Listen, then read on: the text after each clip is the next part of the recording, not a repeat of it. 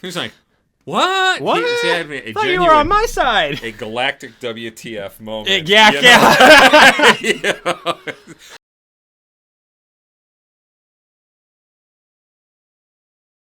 Welcome back to Pork Chops, Rice, and Peaches. I'm Noah. And I'm Richard. And today we are talking about the Star Wars show that revolves around a parent-child dynamic.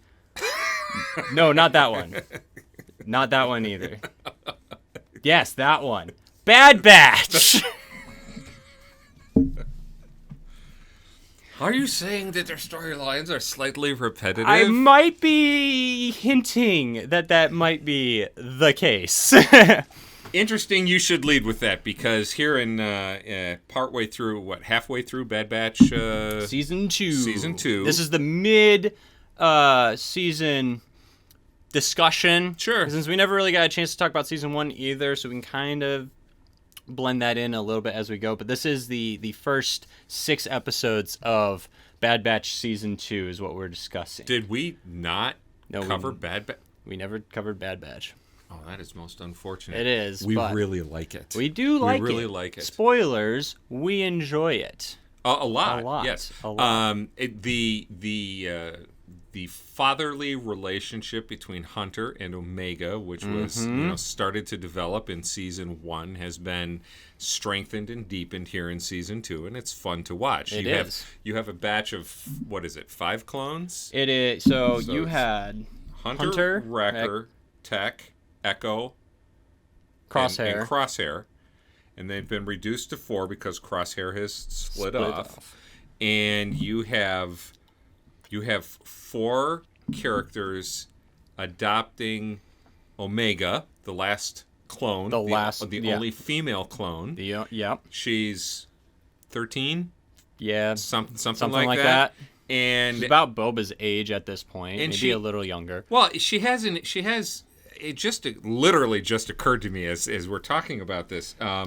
The relationship that she has with each of the clones. Hunter is very definitely a father figure. Yep. Wrecker is an older brother. Yep. Wrecker is the goofy older brother. Yes, he is. Tech is an uncle. Yep. And Echo's an uncle. Echo's like a grumpy uncle. He is a grumpy uncle. Yeah, he is. Yes, he is. I love Echo. And it's very interesting watching these whole things develop, and the relationship between Omega and Echo is crucial to these opening few episodes of Season 2, which is a nice change of pace from the Hunter Echo or the Hunter Omega storyline that was predominant in Season 1, because and one of the fair criticisms that did come out of Season 1 is that it's kind of retreading the same ground as Mandalorian with a parent-child dynamic, Mando and Baby Yoda, and there's a spin on it. It's very different because you have a character that actually talks in Bad Batch, and she's very independently minded. She's not helpless. Not entirely helpless. She still needs help, obviously. She's still growing and learning and developing her skill set, but she's impulsive. She is a little impulsive. She thinks that she can do more than she actually can. Yep, it does get them into stressful situations. Yes, it's almost a blending of the Baby Yoda Mando storyline, and there's a little Ahsoka thrown in there, and I think that's why I like it, because they have got that little aspect where she's got to grow and learn that her actions have consequences. Well, and I think we're seeing that. Tech, who has the best dry humor lines of anybody in the show, in episode 5 makes the observation: the cause of that blaster fire is either Echo or Omega. Most likely Omega. Yeah. They know. They have grown to understand how she operates. Yep. They know how impulsive she is. Not only are they expecting it, they are planning around it. They that Tech's just sitting there going, yeah, okay, time to do the backup plan because Omega found something that's important. So well, and since we're on that, it's very clear. Omega overhears a conversation that Echo has with either Tech or Hunter. I don't remember I think it's which. It's Tech. It's Tech. Where in the second episode of season 2. Well, yeah, and 1 and 2 were dropped on the same day, weren't they? Weren't they back to back releases? Same story. Yeah. And, she says to him, "You don't have a normal life because of me." Mm-hmm. She's carrying a lot of guilt. She's overcompensating. Yep. Part of her wants to just run. Yep. And Echo has to sit her down and say, if I had to make the same choice over again, I would make this same choice. If I had to make this choice over again, yeah, I'd have to make the same choice. I would make the same choice. Which, it's great because, it shows that Omega is self-aware. She's learning about her actions and her and trying to be better. It keeps her out of a it keeps her out of a rut as a character where she knows that she needs to learn and grow and become an asset, so she is going to overcompensate, which creates flaws, creates conflict. Yes. And it's going to it just gives more opportunity for character growth, and it's just a delight. So the interesting thing, and I'm assuming by now that everybody watching knows this storyline. If you don't, the Bad Batch, which originated in the season 7 4-episode arc of Clone Wars, the final season. And you have a batch of clones that are an experimental batch. They're not your standard clone trooper. They all have enhanced skills of one type or another, and they end up being given orders that they can't follow. Yep. And they end up breaking away from the Empire. It was Order 66. Right. And they take with them this young girl who was a clone living on the water planet Kamino. Yep. And so now they're on the run. They're on the run because they've gone AWOL. Yep. They're on the run because they've kidnapped this girl. Mm-hmm. And there's a significance to her that we don't know yet. Yes. And I can't wait to find out more about. Yeah, but I have an idea of where it's going. I'm convinced it has to do with cloning Palpatine. Because Dave Filoni is doing the same thing with being the creative executive that he is now, right, and having the power that he does at Lucasfilm, which for better or for worse, at least gives us cohesion in the storyline. It gives us a figure that knows where he wants to take the story, and where and unlike the sequels, which were just, here, let every director do whatever they want, Big mistake. Big mistake. Dave Filoni actually has an idea. Whether you think it's better or worse in this situation, if you don't like some of the choices that they make, whatever, you can't deny that he is taking the story to a point. He has an end goal in mind, and he's trying to lead the story towards. And you're seeing that with Baby Yoda, Grogu. Mm-hmm. Heavily implied that he is some sort of clone, or that they want to use him in some sort of cloning research, because there was that Kamino cloner, the human, in season 1 of Mandalorian, and we saw what looked like clones being grown in vats in season 2. Yep. And now you got this Bad Batch storyline, which is literally all about clones. And you get hints throughout the final movie in episode 9, Rise of Skywalker, that Palpatine cloned himself, which was always a storyline that Lucas had hinted at, and it was even a storyline that was explored in the old canon, that Palpatine cloned himself and could transfer his spirit into a clone upon death. Interesting concept. But you have that potential storyline playing out. So Filoni's kind of playing the retcon game with that. He's establishing how that would have worked. Instead of completely retconning the sequels out of existence, it looks like he's going on the path of trying to explain how you got there, how Palpatine came back, trying to fix the holes. He's trying to do a patchwork job, which is kind of what he did with Clone Wars and the prequel trilogy, where he gave much needed character insight.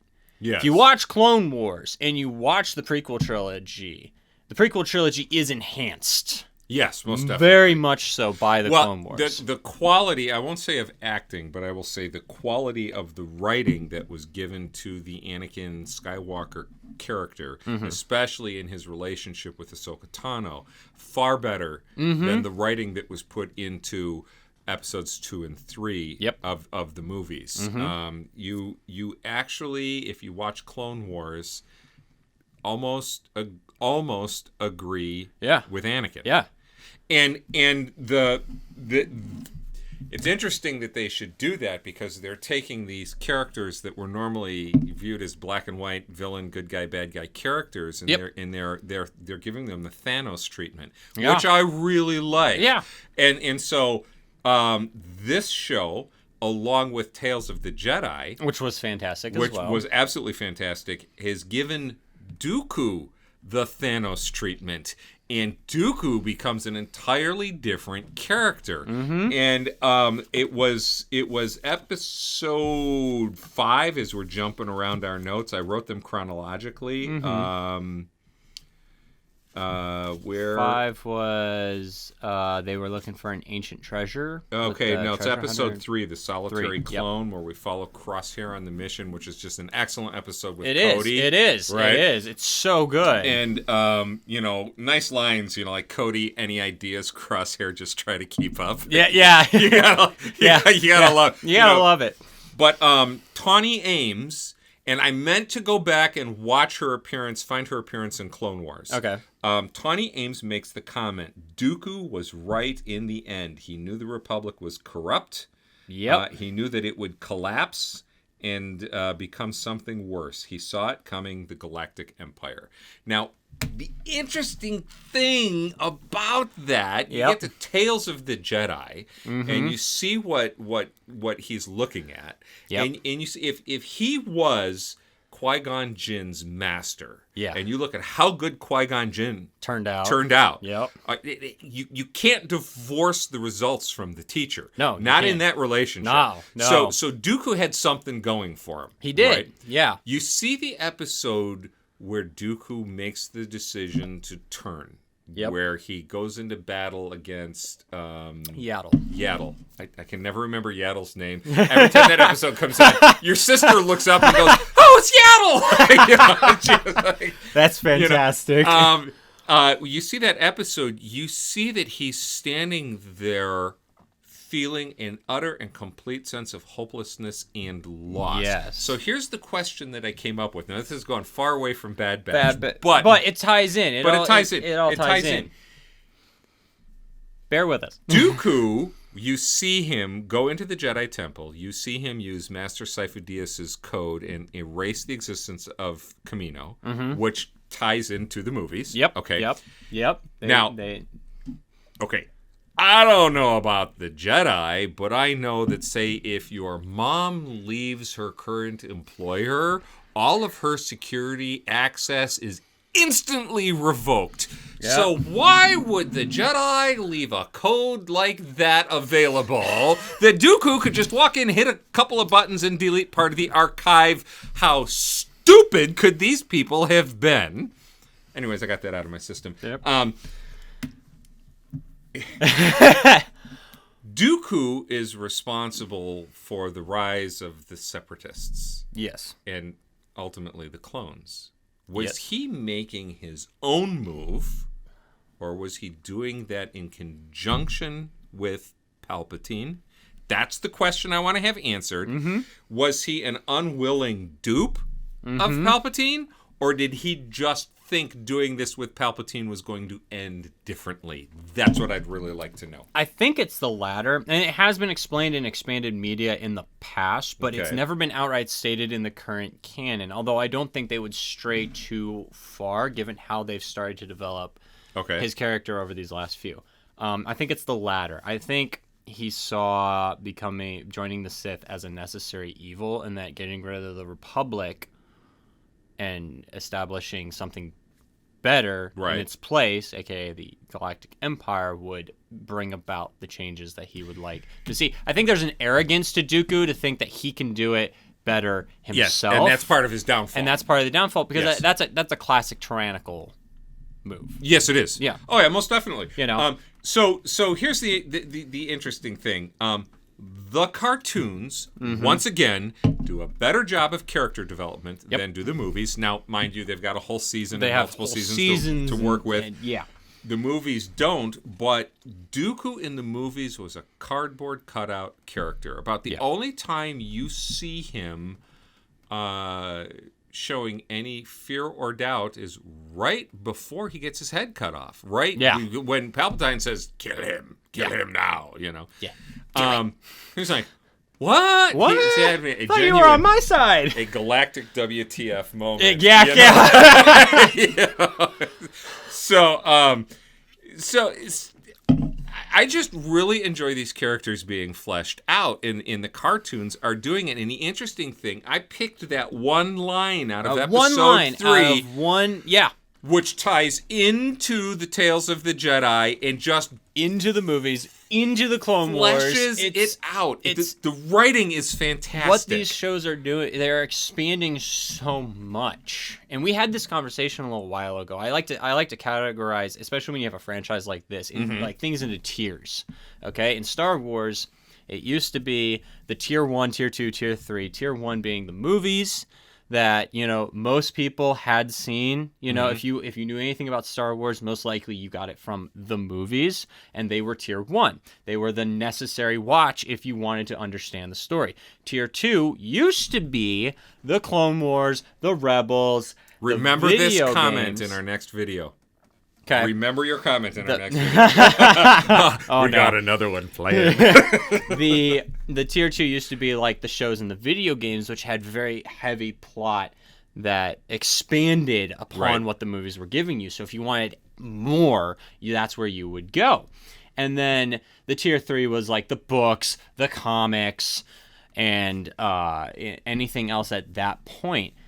And now we've with all these different Star Wars shows taking center stage, we now have them elevated into tier 1. If you want to understand the ongoing story of Star Wars, you have to watch these almost. They're necessary material to watch if you want the story, if you want to understand where the story's going. Because, we have... They're working with Boba Fett in the current day and age. Yeah. We have Ahsoka coming back. Right. Guarantee you, at some point, how much of a trip would it be if at the end of season 2 of Book of Boba Fett, if it gets another season, I think it is, if a live action 40-year-old Omega shows up and says, "Hey, bro, what's up?" How cool would that be? That would be fantastic. But you would have to watch Bad Batch because Fennec You wouldn't get it. Because Fennec Shan was in season 1 of Bad Batch, and she was introduced in The Mandalorian. So these characters can pop up anywhere now. That would be so cool. It shows you the importance that these shows have, and the Bad Batch is really expanding that. It's showing you the world, the galaxy after the Republic fell, and you're getting a lot of that really cool stuff. Like the last episode, episode 6 was Tribe and Gungi. Oh, wait, save that. Okay, save that. But you get to see where these Jedi are all ending up, all these characters, and it's like, so what happened? Why didn't these Jedi come back? And how many survived? Because they couldn't have gotten them all. Well, they're getting hunted. They're getting hunted by the clone troopers. They're getting hunted by the Inquisitors. They're getting, all this stuff is going on. And it just gives more storytelling, and it's just doing such a good job. You are right. In a video that we made way back in the beginning, you'll have to search for it down somewhere. Check out the icon. Has the nature of movie watching changed? That was our second. That was our second episode. It'll be in the art card. Go check that one out. And after this movie, and it was this video. We really talked about that in depth, and it has changed. My voice cracked. Yeah, I know. Puberty at age 57. Right? That's great. Yeah.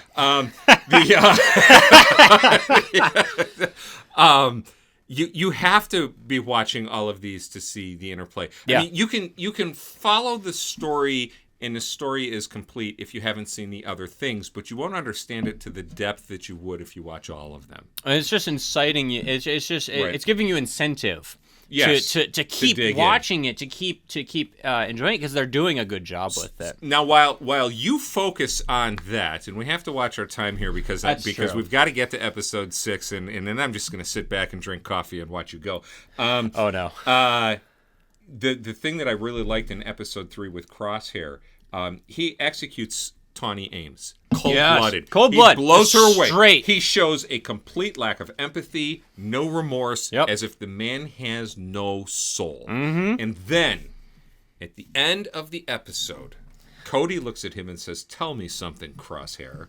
This new empire, are we making the galaxy better?" Crosshair says, "We're soldiers. We follow orders. You know what makes us different from battle droids?" Yeah, Cody says... He says, "We make our own decisions, our own choices, and we have to live with them too." And then the next scene... I had chills. I know. I had chills. Okay, so when we had our conversation about... You're not going to see this one coming. Oh, no. We had our conversation about the Expendables. Mm-hmm. And the very first episode of the Expendables asked the question, can you kill so much that you lose your humanity? And that killing is so easy that you can't come back from it. And that is the question that is staring Crosshair in the face right now. Crosshair's, and he's about to go through an existential crisis because it's his purpose in life. This is all he's good at. I know. This is all. If he loses this, he doesn't know what he's gonna do. And he doesn't know what he can do. And he's lost his family. He's lost his family, his immediate brothers, and the only other regs that respected them, Cody and Rex, were like two of the only clones that were like, "Hey, these guys are great." Yeah. I'm not going to judge them too harshly. They're good soldiers. Yes. They're good at what they do. Yes. And he's lost everyone. All right. So, episode 4. I'm going to take just a moment to say, oh my goodness, did it suck. Episode 4 was the rehashing of the pod racing scene from movie number 1. I hated that scene. I hated that scene because it was stupid filler material.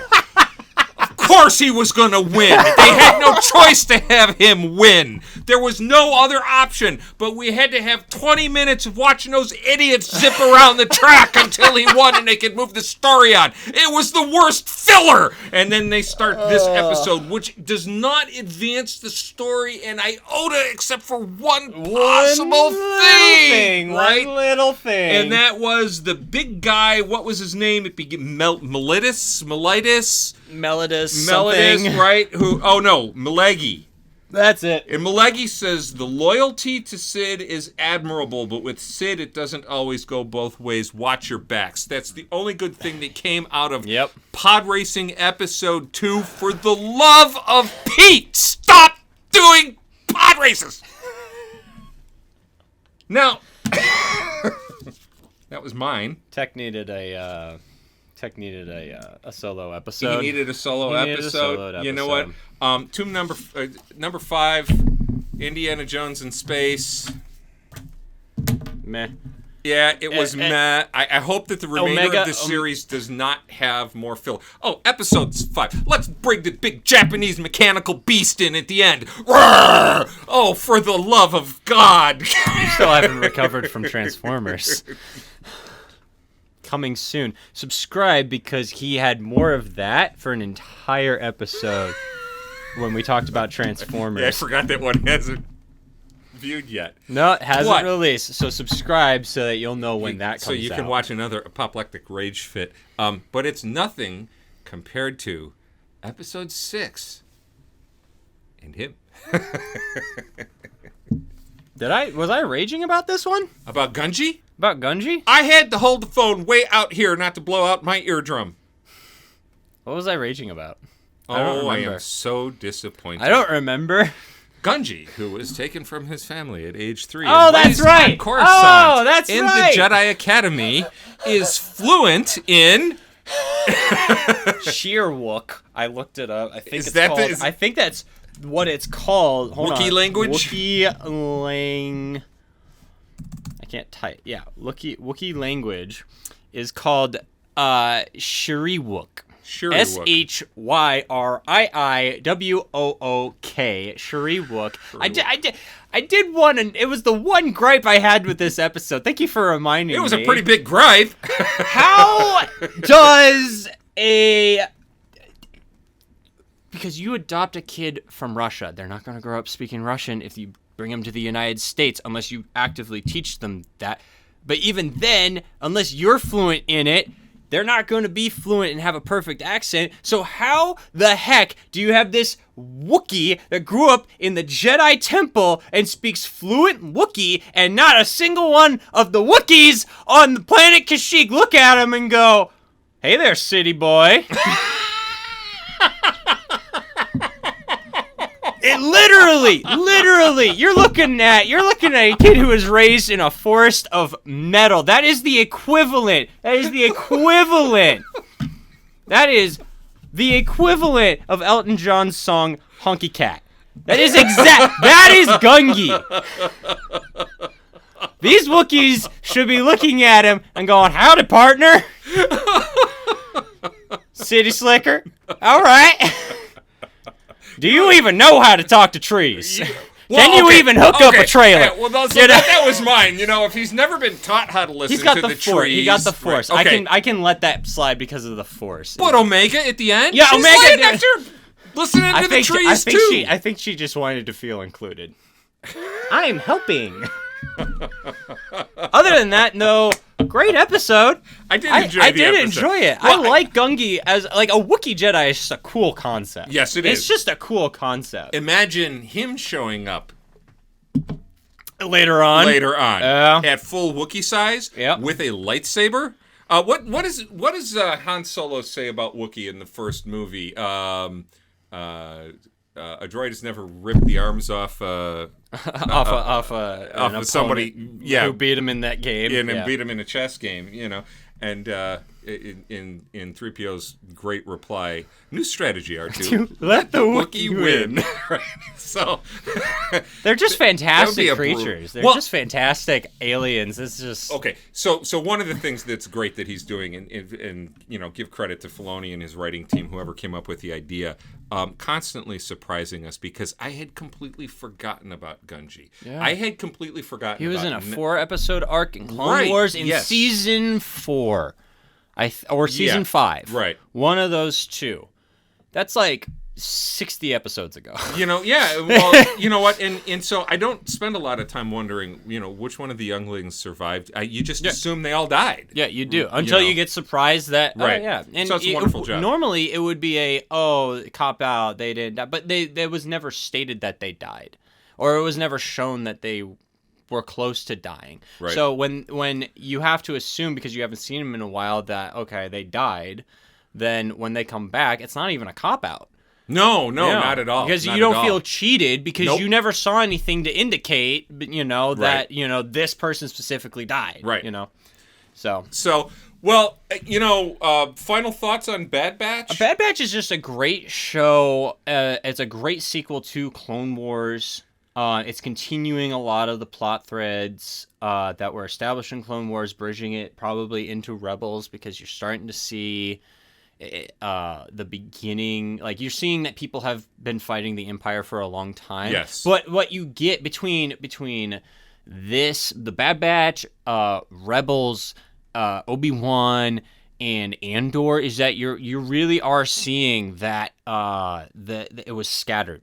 It was not organized. The Rebel Alliance did not exist until Rogue One, because they were all separate. They weren't communicating with each other. They didn't know each other existed necessarily. I'm wondering if Ahsoka Tano is the thread that pulled it all together, and will we see that in the future? Well, she was in Rebels. She was Fulcrum. She was Fulcrum. She was doing that for a while. So I would assume, So I still think that the best writing in the Star Wars universe is taking place in the cartoon level. It's very clear that Clone Wars may have started as a kids show, but it ended as an adult show, and I think Bad Batch is an adult show also. Episode 2. It's not as brutal as Clone Wars, which was like, heads getting lopped off, people getting speared through the chest, but the dude who gets shot and falls off the wall at the end of episode 2, right? Yeah, they're pretty. But it is the best writing. It's the best writing. It's the best story development. It's the best character development, and that's what makes these things so much better than the live action, with the exception of what's being done with Andor and and Rogue One, which Rogue One, the best Star Wars movie ever made. And I'll point to the iCard. You don't have to do final that. Time. No, I do, because they need to go watch it. Give us your thoughts on Bad Batch in the comments down below. Speaking of comments, yes, new segment to come up before we end today. So definitely start leaving your comments, because we get a kick out of some of these, even the mean ones, which are just hilarious to read. So, for example, this morning I open YouTube because the day that we're recording this, we have released our episode on Dune, and if you haven't seen it by now, go watch that too. But the first comment, before the video even aired, it was set in premiere mode, which means you had a preview, you knew it was coming out at this time, 8 o'clock in the morning. The video didn't air until 12:30. 8 o'clock in the morning, I look at this comment. This wonderful human being says, "Thanks for informing me that this channel has nothing of interest for me." 25 episodes, rolling conversations, lots of laughter.